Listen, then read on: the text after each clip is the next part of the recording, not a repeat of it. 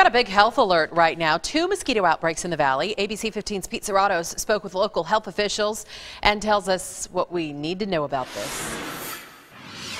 Pete Serratos at the Maricopa County Department of Public Health headquarters in downtown Phoenix, where I just spoke to the medical director about these 2 mosquito-born outbreaks. We talked about the symptoms you need to look out for and, most importantly, how to prevent it from spreading.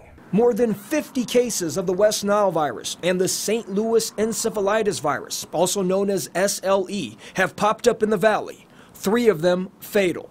So this is fairly early in the season. Dr. Rebecca Sonnenschein says it's the first time Arizona has ever had 2 mosquito-borne outbreaks at the same time. And it was only a month ago that Maricopa County started testing mosquitoes for the SLE virus. The same type of mosquito transmits both West Nile virus and St. Louis encephalitis.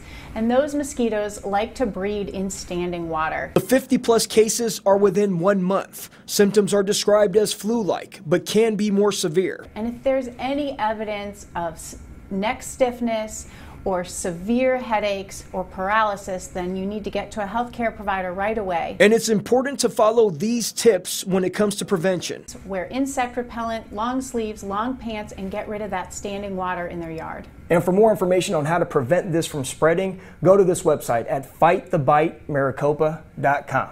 Reporting from downtown Phoenix, Pete Serratos, ABC 15 News. Mosquito fogging is planned for parts of the valley to deal with this problem, so we've created this interactive map showing exactly which areas will be fogged and when. Portions highlighted in purple happen tomorrow, portions in red happen Saturday. You can check out the map for yourself and check out your neighborhood by visiting abc15.com.